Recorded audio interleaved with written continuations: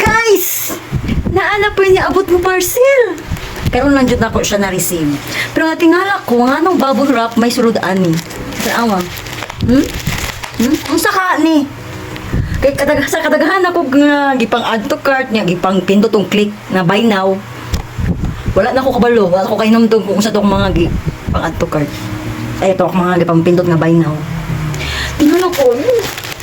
Sa ini, bubble wrap siya.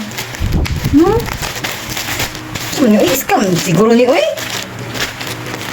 Wala ko mag-order na bubble wrap.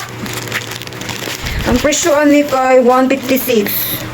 Wala may pangalan kung sa akong gi-order. Dapat na nakabutang diri akong si pangalan.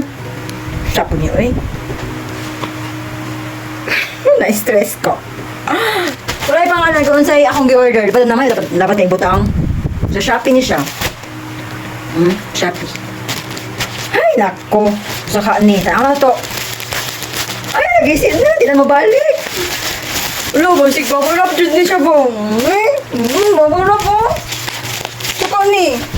Ang akong gi-order sa Shopee ba yan? No? Kay sandal. Sandal to siya akong gi-order.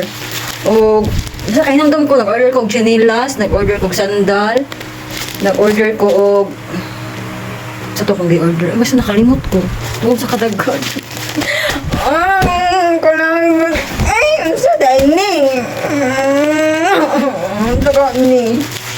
Kaya maging intanon kay ito ba? Na-ebidensya. Ako yung bibidyohan kaya para kita jud na ko ebidensya. Bilalim mo ko ang gasto. Ala! Uy, bitaw ka di ay ni!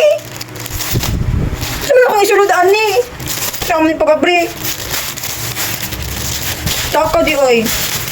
156. Oh!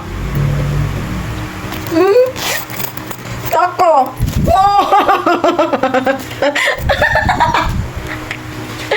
Aloka, ay! Hindi ni butang. Nunanti kayo ka mga tagaw kay kasatanan. Abi na kong na-scam ko. Oy, nainunduman na ako. Nag-order di ko ani. Kay, para mamalingki gani ko. Gusto ko ba nga. Basi makalimot ko nga ako pidaka ako ibutang sa kanang kamatis baron ko. Asa kong palit. Ani kaya siya holder oh. Ay, kalbaan ko. Basi ako. Abi na kong scam. 157 may presyo ani. Ano 156 naman.